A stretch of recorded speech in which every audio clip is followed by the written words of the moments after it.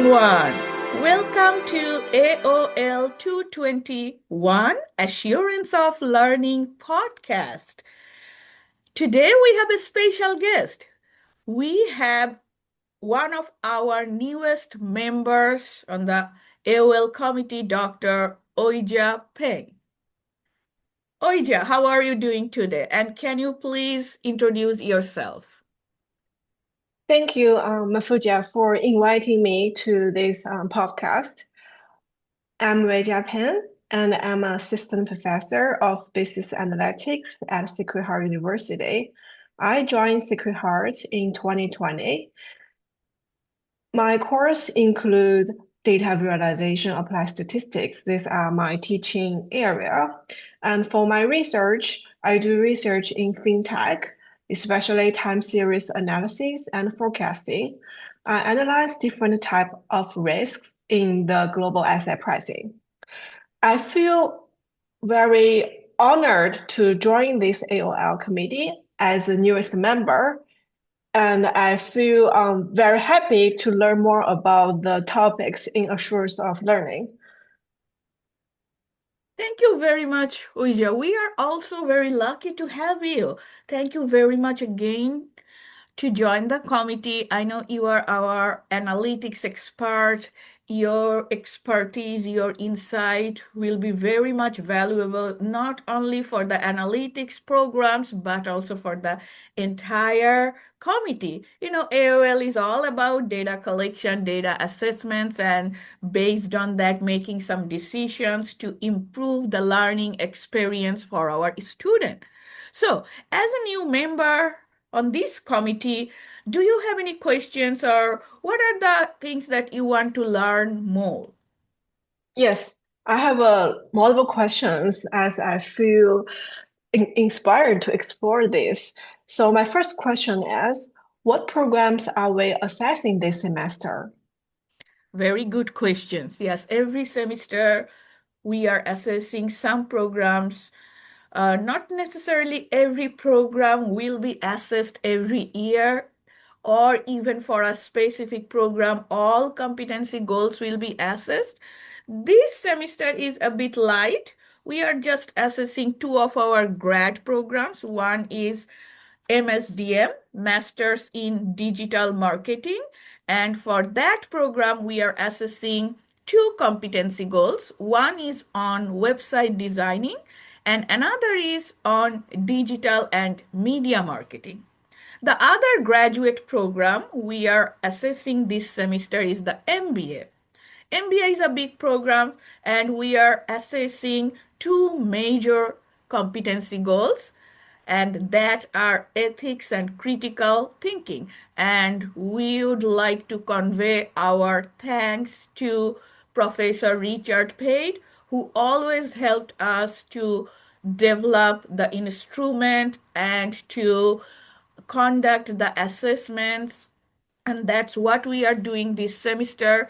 And Richard is very instrumental both for the MBA and undergraduate ethics assessments. We'd also like to convey thanks to Dr. Kathy Danda, who is assessing critical thinking in her MBA class.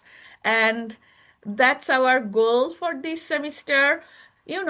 Graduate semester ends a little early, so we will soon collect all those assessment results and we will analyze based on the results how much improvement our students made. Understood. Thank you, Mafuja, for the answer. I have a follow-up question. What will we assess for the next semester? Next semester, we also have a busy semester. We will assess both our undergraduate and two of our graduate programs. So for our undergraduate program, we need to close the loops for a few competency goals. And we will do that for our undergraduate. We will be assessing writing skills, undergraduate ethics, and critical thinking in the spring semester. And for the MBA program, We will also check if we need to close any other loops. We will do that. For the MSDM program, we also need to close three more competency goals that we will be assessing next semester.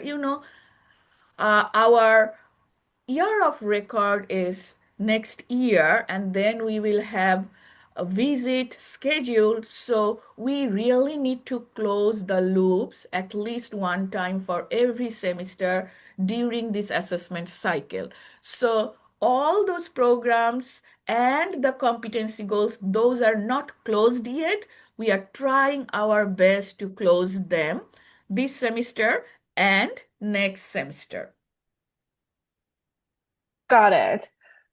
In our first two AOL meetings, we discussed and approved the SOP. Can you explain it in more detail? Yes, I would love to. Before you joined the AOL committee, last year we started working on the SOP. It's the standard operating procedure for the committee. And I guess our committee is the first committee that developed this procedure and guidelines that will be really helpful our current committee and future committee members. So what we did, we tried to figure out the general responsibilities of the committee, each committee members, and what would be different ways the committee members can be trained, and especially when we think about the entire assessment and curriculum process, multiple parties are involved here. For example, it's not only the AOL committee, we need to interact with the department chairs, program directors. Frequently, we need to interact with different professors who are using their classes for different assessments, who are helping us to develop the rubrics. And the most important part is that we also need to interact very closely with the academic affairs committee, because we need to know what are the curriculum changes happening, and then how we will make sure that those are aligned or somehow capturing the program's learning competencies and learning objectives. And that's why we need to have some clear guidelines and instructions that we didn't have it before. So last year, our committee worked very hard. All committee members provided their input, and our past associate dean, Dr. Grace Gu, and our current associate dean, Dr. Brent French, all provided very insightful comments and feedback. And based on that, we finalized our SOP, or the standard of operating procedure, and we just approved it through our voting process. And it will be available on our Blackboard. If anyone needs to know a little about it, definitely they can reach out to us or check it, that what the committee is doing, what the committee should do, and we hope it will be a very useful guideline in the future too. Okay, that sounds very interesting. Thank you for the answer. I've heard the term closing the loop many times. Could you explain it again? Also, which programs are we closing the loop on?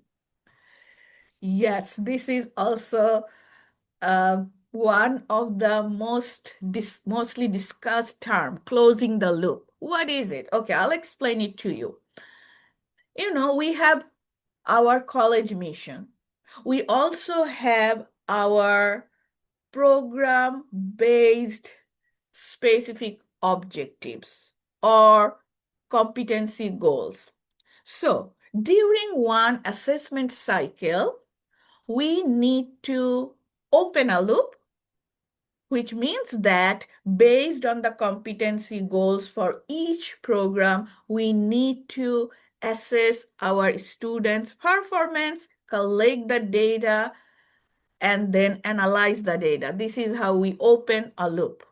And then we need to take some initiatives based on the assessment results so that we can ensure continuous improvement.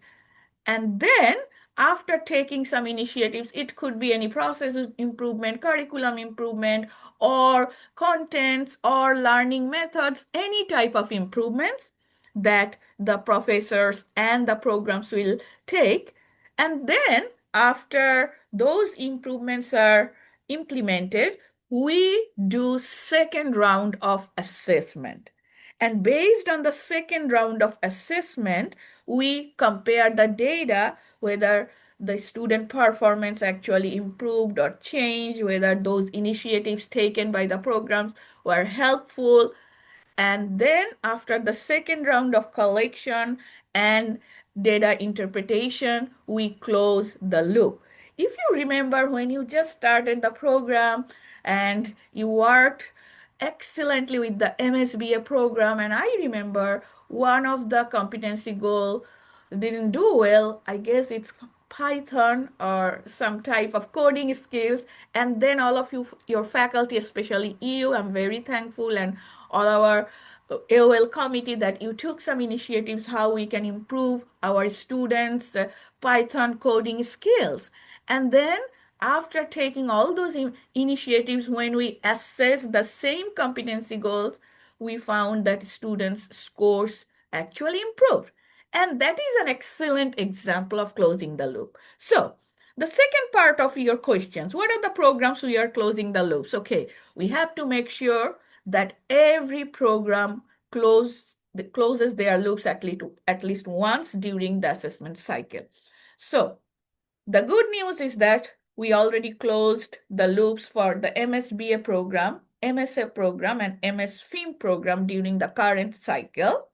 Now we are working on the MSDM, digital marketing, and the MBA program that we definitely will close this and the next semester. And we also need to work on our undergraduate assessments. Few of the learning goals and competency goals were not closed because, last year and this year we took some initiatives to revise the curriculum, and that's why we took a little pause on the assessment cycle. But now we have to close the loops based on the old curriculum, old competency goals, and that's what we are trying. And definitely when we will assess undergraduate writing, ethics, and critical thinking in the spring semester, we will close the loops.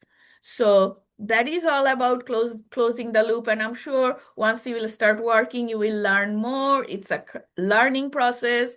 And I just would like to appreciate your interest, your enthusiasm to learn more about the closing the loop and the entire AOL process.